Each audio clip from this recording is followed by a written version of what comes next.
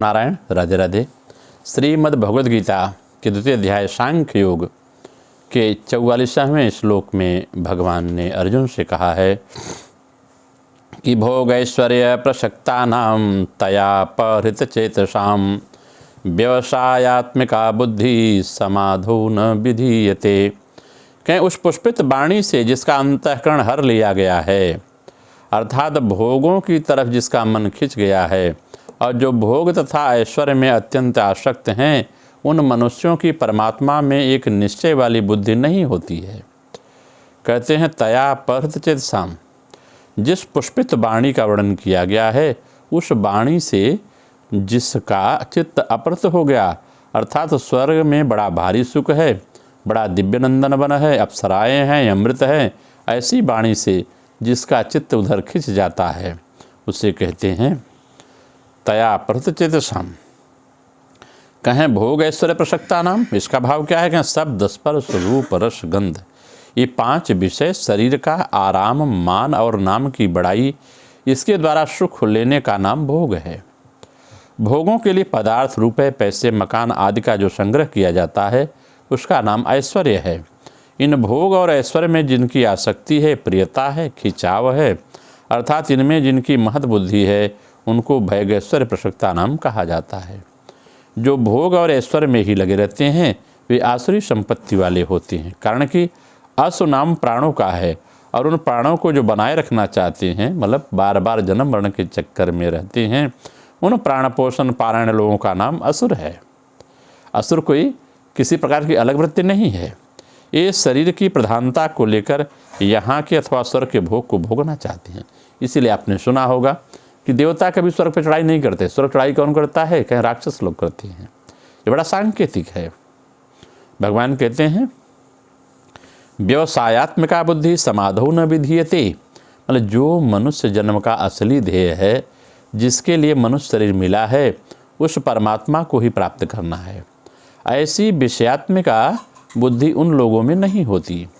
तात्पर्य है कि जो भोग भोगे जा चुके हैं, जो भोग भोगे जा सकते हैं, जिन भोगों को सुन रखा है, जो भोग सुने जा सकते हैं, उनके संस्कारों के कारण बुद्धि में जो मलिनता रहती है, उस मलिनता के कारण संसार से सर्वथा विरक्त होकर एक परमात्मा की तरफ चलना है, ऐसा दृढ़ निश्चय नहीं होता।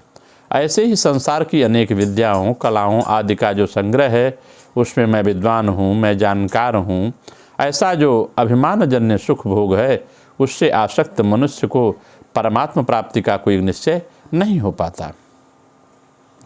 परम दयालु भगवान प्रभु ने कृपा करके इस मनुष्य शरीर में एक ऐसी विलक्षण विवेक शक्ति दी है, जिसे विवेक कहते हैं, जिससे वह सुख दुख से ऊंचा उठ जाए, अपना उद्धार कर ले, सबकी सेवा करके भगवान तक को अपने वश में कर ले। इसी से मनुष्य शरीर की सार्थकता है। परंतु प्रभु के द्वारा प्रदत्त इस विवेक शक्ति का अनादर करके नाशवान भोग और संग्रह में व्यक्ति आसक्त हो जाना, यही पशु बुद्धि है। कारण कि पशु पक्षी भी भोग में लगे रहते हैं। ऐसे ही अगर मनुष्य भी भोगों में लगा रहे तो पशु पक्षियों में और मनुष्य में अंतर ही क्या रहा। पशु पक्षी तो भोग योनि है, अतः उनके सामने कर्तव्य का प्रश्न ही नहीं है। परंतु मनुष्य जन्म तो केवल अपने कर्तव्य का पालन करके अपना उद्धार करने के लिए ही मिला है, भोग भोगने के लिए नहीं है। इसलिए मनुष्य के सामने जो कुछ अनुकूल प्रतिकूल परिस्थितियां आती हैं, वह सब साधन सामग्री हैं, भोग सामग्री नहीं हैं। जो उनको भोग सामग्री मान लेते हैं, उनकी परमात्मा में व्यवसायत्मिका बुद्धि नहीं होती। वास्तव में सांसारिक पदार्थ परमात्मा की तरफ चलने में बाधा नहीं देते, बल्कि वर्तमान में जो भोगों का महत्व अंतःकरण में बैठा हुआ है वही बाधा देता है। अगर आपके मन में भोग की भावना है, अंतःकरण में, वही बाधा देता है। देखने में जो बाहर भोग है उतना नहीं अटकाता, भोग उतना नहीं अटकाता जितना भोगों का महत्व अटकाता है। अटकाने में अपनी रुचि, नियत की प्रधानता, भोग और संग्रह की रुचि रखते हुए कोई परमात्मा को प्राप्त करना चाहे तो परमात्मा की प्राप्ति तो दूर रही, उनकी प्राप्ति का एक निश्चय भी नहीं हो सकता। कारण कि जहाँ परमात्मा की तरफ चलने की रुचि है, वहीं भोगों की भी रुचि है। जब तक भोग और संग्रह में, मान बढ़ाई में, आराम में रुचि है, तब तक कोई भी एक निश्चय करके परमात्मा में नहीं लग सकता है, क्योंकि उसका अंतःकरण भोगों की रुचि के द्वारा हर लिया गया है। उसकी जो शक्ति थी वह भोग और संग्रह में लग गई। अपने कल्याण में अगर कोई बाधा है तो वह है भोग और ऐश्वर्य, संग्रह की इच्छा। जैसे जाल में फंसी हुई मछली आगे नहीं बढ़ सकती, ऐसे ही भोग और संग्रह में फंसे हुए मनुष्य की दृष्टि परमात्मा की तरफ बढ़ नहीं सकती है। इतना ही नहीं, भोग और संग्रह आसक्त मनुष्य परमात्मा की प्राप्ति का निश्चय भी नहीं कर सकता। जो संसार को सच्चा मानता है उसके लिए कर्मयोग शीघ्र सिद्धि देने वाला है। कर्मयोगी अपने कर्तव्य कर्मों के द्वारा संसार की सेवा करता है, अर्थात प्रत्येक कर्म निष्काम भाव से केवल दूसरों के हित के लिए ही करता है। वह दूसरों के सुख से प्रसन्न यानी सुखी होता है और दूसरों के दुख से करुणित दुखी होता है। दूसरों को सुखी देखकर प्रसन्न होने से उसमें भोग की इच्छा नहीं रहती है और दूसरे को दुखी देखकर कारुणिक होने से संग्रह की भी इच्छा नहीं रहती। अगर हम इसी क्रिया योग में व्याख्या की जाए तो यह बात स्पष्ट होती है कि वासना ही मन का समल भाव है। जब तक मन में यह विराजती है वासना, तब तक चित्त का स्थिर होना असंभव है। मन ते सकल वासना भागी, केवल राम चरण लय लागी। कामानुकूलित चित्त के लोग सर्वदा विषय अनुसंधान में लगे रहते हैं।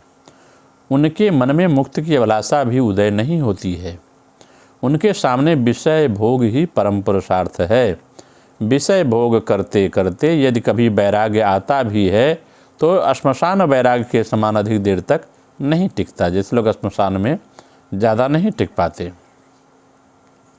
शास्त्रों में जीवों के लिए कल्याणप्रद अनेक बातें कही गई हैं, परंतु शास्त्र श्रवण जिनके पास रहकर किया जाता है वे पंडित होने पर भी यथार्थ विवेक वैराग्य संपन्न नहीं होते। अतएव वे जो कुछ कहते हैं उसमें प्राण नहीं मरता, उससे प्राण भरता नहीं है, प्राण को तृप्ति नहीं होती। असली काम की बात छोड़कर उसमें वितंडा मात्र सार होता है। जब तक भोग इच्छा है तब तक ब्रह्म में स्थिति नहीं होती। नित्यानित्य विवेक शून्य पुरुष की भोग इच्छा निवृत्त नहीं हो सकती, क्योंकि जितना साधन जैसे 20,736 बार अथवा 1728 बार प्राणायाम करने पर मन के निवृत्ति भाव की ओर गति होती है। जब कंटिन्यू हमारा ध्यान 1728 बार श्वास को लेना, श्वास को रोकना, श्वास को छोड़ना, ये क्रिया एक होती है। इस प्रकार जब तक हमारा 1728 बार नहीं होता तब तक मन जो है निवृत्ति पक्ष की ओर गति नहीं करता। उतना परिश्रम करने में मन में प्रवृत्ति भी नहीं होती। वेश्याभिमुख प्रवृत्ति होने के कारण ही मन की इधर चेष्टा नहीं होती। यदि मन का वासना मल है, यही मन का वासना मल है, इसको दूर करने के लिए चित्त को शुद्ध करने की चेष्टा करनी पड़ेगी। प्राण संयम के बिना प्राण की चंचलता दूर नहीं होगी, मन भी एकाग्र नहीं होगा। मन की एकाग्रता या आत्ममुखी भाव हो शुद्ध अंतःकरण का लक्ष्य है। प्राण के चांचल्य को दूर करने के लिए बहुत दिन व्यापी और बहुत समय स्थायी प्राण संयम साधना का अभ्यास करना चाहिए। योगी लोग कहते हैं कि भली भांति 12 बार अगर प्राणायाम करेंगे तो प्रत्याहार होता है। 144 बार प्राणायाम करने से धारणा होती है और चित्त एक मुखी हो जाता है। 1728 बार प्राणायाम करने से उत्तम ध्यान लगता है और एक आसन पर मन प्रविष्ट होने पर चित्त मग्न होकर शून्यवत अवस्था को प्राप्त करता है। और 20,736 बार प्राणायाम करने पर इंद्रिय और प्राण समस्त कार्य निरुद्ध हो जाते हैं और व्यक्ति समाधि की ओर बढ़ जाता है। यह कहने की आवश्यकता नहीं है कि मन को जब तक इस निरुद्ध भूमि की प्राप्ति नहीं होती अशांति और अज्ञान दूर नहीं होते। जिनका मन विषयों की ओर है वह उतना परिश्रम करना पड़ेगा और जिनका मन विषयों की ओर ज़्यादा नहीं है उन्हें उतना परिश्रम नहीं करना पड़ेगा। इसी प्रकार आगे की चर्चा में 45वें श्लोक में 2 अध्याय के भगवान कहते हैं, त्रैगुण्य विषया वेदा निस्त्रैगुण्यो भवार्जुन निर्द्वंद्व नित्य सत्वस्थो निर्योग क्षेमयात्मवान। कहते हैं वेद तीनों गुणों के कार्य का ही वर्णन करने वाले हैं। हे अर्जुन, तो तीनों गुणों से रहित हो जा, त्रिगुणातीत हो जा, राग द्वेष द्वंद्व से रहित हो जा, निरंतर नित्य वस्तु परमात्मा में स्थित हो जा, योग क्षेम की चाहत भी मत रख और परमात्मा परायण हो जा। त्रैगुण विषया वेदा, इसका भाव क्या है? कहते हैं यहाँ वेदों से तात्पर्य वेदों के उस अंश से है जिसमें तीनों गुणों का और तीनों गुणों के कार्य स्वर्ग आदि भोग भूमियों का वर्णन है। यहाँ उपर्युक्त पदों का तात्पर्य वेदों की निंदा से नहीं है, बल्कि निष्काम भाव की महिमा से। जैसे हीरे के वर्णन के साथ साथ कांच का वर्णन किया जाता है, तो उसका तात्पर्य कांच की निंदा करना नहीं है, बल्कि हीरे की महिमा को बताना है। ऐसे ही यहाँ निष्काम भाव की महिमा बताने के लिए भगवान ने वेदों का सकाम भाव वर्णन समझाया है, निंदा के लिए नहीं। वेद केवल 3 गुणों का कार्य संसार का ही वर्णन करने वाले हैं, ऐसी बात भी नहीं है। वेदों में परमात्मा और उनकी प्राप्ति के साधन का भी वर्णन हुआ है। इसलिए हे अर्जुन, इस उपक्रम में न फंसकर तो त्रिगुणातीत हो जा। तो तीनों गुणों से कार्य संसार की इच्छा का त्याग करके असंसारी बन जा, अर्थात संसार से ऊंचे उठ जाओ। जैसे अगर आप ऊपर रहते हैं तो नीचे का दृश्य कोई आपदा विपदा नहीं समझ में आती, एक चित्र समझ में आता है। उसी प्रकार व्यक्ति को उच्च अवस्था प्राप्त होने से राग देश द्वंद्व आदि का पता नहीं चलता। संसार में ऊंचा उठने के लिए राग देश आदि द्वंद्व से रहित होने की बड़ी भारी आवश्यकता है, क्योंकि ये ही वास्तव में मनुष्य के शत्रु हैं और उनको संसार में फंसाने वाले हैं। इसलिए तो संपूर्ण द्वंद्वों से रहित हो जाए। यहाँ भगवान अर्जुन को निर्द्वंद्व होने की आज्ञा क्यों दे रहे हैं? कारण है कि द्वंद्वों से सम्मोह होता है, संसार में फंसावट होती है। जब साधक निर्द्वंद्व होता है तभी वह दृढ़ होकर भजन कर सकता है। निर्द्वंद्व होने से साधक सुखपूर्वक संसार बंधन से मुक्त हो जाता है।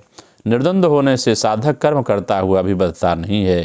तात्पर्य यह है कि साधक की साधना निर्द्वंद्व होने से दृढ़ होती है। इसलिए भगवान अर्जुन को निर्द्वंद्व होने की आज्ञा देते हैं। दूसरी बात, अगर संसार में किसी भी वस्तु व्यक्ति आदि में राग होगा तो दूसरी वस्तु व्यक्ति आदि से द्वेष भी हो जाएगा। यह प्रकृति का नियम है। ऐसा होने पर भगवान की उपेक्षा हो जाएगी, यह भी एक प्रकार का द्वेष है। परंतु जब साधक का भगवान में प्रेम हो जाएगा तब संसार से द्वेष नहीं होगा, बल्कि संसार से स्वाभाविक निकलना हो जाएगा, उपरति हो जाएगी। उपरति होने की पहली अवस्था यह होगी कि साधक का प्रतिकूलता में द्वेष नहीं होगा, किंतु उसकी उपेक्षा होगी। उपेक्षा के बाद उदासीनता होगी और उदासीनता के बाद उससे अलगाव होगा, उपरति होगी। उपरति में राग देश सदा के लिए मिट जाती हैं। इस क्रम में अगर सूक्ष्मता से देखा जाए तो उपेक्षा में राग देश के जो संस्कार रहते हैं, उदासीनता में राग देश की सत्ता नहीं रहती, और उपरति में राग देश के न संस्कार हो रहते हैं न सत्ता रहती है, किंतु राग देश का सर्वथा अभाव हो जाता है। जब राग देश का अभाव हो जाता है तो व्यक्ति ईश्वरोन्मुखी हो जाता है। अगर इसकी हम क्रिया योग में व्याख्या करें, कहते हैं ईड़ा पिंगला सुषुम्ना के चलने पर ही विषयों में और वेदों में रति रहती है, और जब इन तीनों गुणों पर जो भाव है उसी भाव को प्राप्त करो, क्रिया की परावस्था को प्राप्त करो। हमारा श्वास जब स्थिर रहता है तब मन भी स्थिर और शांत रहता है। साधारणतः श्वास एक बार ईड़ा के मुख से और एक बार पिंगला के मुख में चलता है। कभी कभी श्वास सुषुम्ना में भी प्रवाहित होता है। तब मन बहिर्मुखी न होकर अंतर्मुखी होता है और श्वास कुछ स्थिर और मृदु हो जाता है जब सुषुम्ना में प्रवेश करता है। उसके बाद फिर ईड़ा और पिंगला में आता है। ईड़ा पिंगला में जब श्वास बहता है तभी चित्त स्पंदन की वृद्धि होती है। रज तमो भाव अभूत होता है। स्पंदन की वृद्धि में ही रजो भाव है, और बढ़ते बढ़ते जब क्लांत होकर स्तब्ध होता है तभी तमो भाव का आविर्भाव होता है। उससे अनेक वासनाएं चित्तभूमि में उद्वेलित होती हैं। जग के सुखों की इच्छा तथा पारलौकिक सुख की अभिलाषा बढ़ती है। तब उनके साधन रूपी कार्यों को करने के लिए आग्रह उत्पन्न होता है। इस प्रकार की साधना वेद में कही गई है। वेद ज्ञान को कहते हैं। वेद किससे कहते हैं? ज्ञान को वेद कहते हैं। जिस प्रकार वेद 4 हैं वैसे ही ज्ञान भी 4 प्रकार के हैं। ठीक उसी प्रकार जैसे एक ही प्रकाश नाना रंग के कांच के भीतर नाना रूपों में प्रभावित होता है, एक प्रकाश 7 रंगों में दिखाई देता है। देहोहम, शून्योहम, सर्वोहम, सर्वातीतोहम, चारों वेदों में 4 प्रधान बातें कही गई हैं। जब श्वास ईड़ा में चलता है तो रजोगुण, तब सर्वोहम भाव होता है। जब कुछ हमारे ही भोग के लिए है, हमें सब कुछ चाहिए। इसके बाद जब पिंगला में श्वास चलता है ये समझना की जरूरत है। हमारा श्वास कब ईड़ा में है, कब पिंगला में है। जब पिंगला में चलता है तो तमोगुण, तब देहो हम का भाव होता है। इस देह का ही केवल सुख, देहाभिमान, मैं बड़ा हूँ, मैं बड़ा ज्ञानी हूँ, मैं बड़ा धनी हूँ, ये सब भाव आते हैं। देह को ही अवलंबन करके सारे भाव उत्पन्न होते हैं। उसके बाद सुषुम्ना में जब प्राण चलता है, श्वास चलती है, तो सत्य गुण, तब ज्ञान का प्रकाश होता है। मन में आता है कि मैं कौन हूँ, शून्यो हम, शून्य मात्र हूँ, मेरे साथ मानो किसी का कोई संबंध नहीं है। यह अहम आत्मा को ही जान पड़ता है कि जगत व्याप्त है। तब ब्रह्मांड की सब वस्तुओं के साथ संयोग टूट जाता है। मालूम होता है कि जागतिक वस्तु कुछ है ही नहीं। यही वैष्णव का मंत्र है कि आप नार नाम मोर ना ही पड़े मने, अर्थात अपना नाम भी मुझे याद नहीं आता। इसके बाद ईड़ा, पिंगला, सुषुम्ना की अतीतावस्था आती है। यही है सर्वातीतो हम। केवल ज्ञानमूर्ति द्वंद्वातीतम गनुसदृशम, वहाँ इस अव्यक्त निर्मल भाव का ज्ञाता भी कोई नहीं रहता। ज्ञान, ज्ञेय और ज्ञाता तीनों मिलकर एक हो जाते हैं।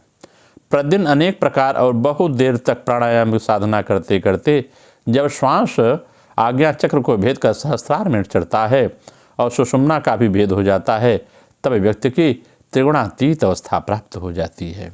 यह प्राणवायु जब स्थिर होकर सुषुम्ना को भेद करता है, शीर्ष में जाकर बैठ जाता है, तभी जीव को परम पुरुषार्थ की प्राप्ति होती है।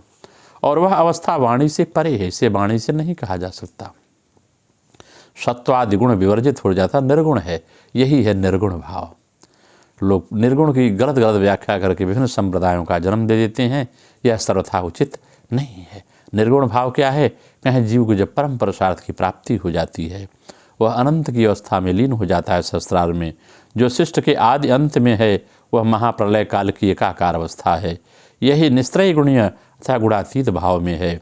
यह निस्त्रय गुण भाव जिसको प्राप्त होता है, उसके शीत उष्ण सुख दुख सारे द्वंद्व भाव समाप्त हो जाते हैं। आत्मा से जो सुख उत्थित होता है वह सात्विक है। विषयों से जो सुख प्राप्त होता है वह राजस है। अब मोह और दैन्य से जो सुख उत्पन्न होता है वह तामस है। तथा भगवद आश्रय से जो ज्ञान, भक्ति और प्रेम का उदय होता है वह आत्माश्रित निर्गुण भाव है। जहाँ मन नहीं रहता वही विष्णु का परम पद है। सहस्त्रार चक्र में मन नहीं जाता है, विष्णु का परम पद। तन्मय विलयम याति तद विष्णु परमम पदम, वही निस्त्रय गुण अथवा ईड़ा, पिंगला, सुषुम्ना की अतीतावस्था है। आत्मावान इस स्थिरत्व में प्रतिष्ठित होना, आकर्षित हो जाना है।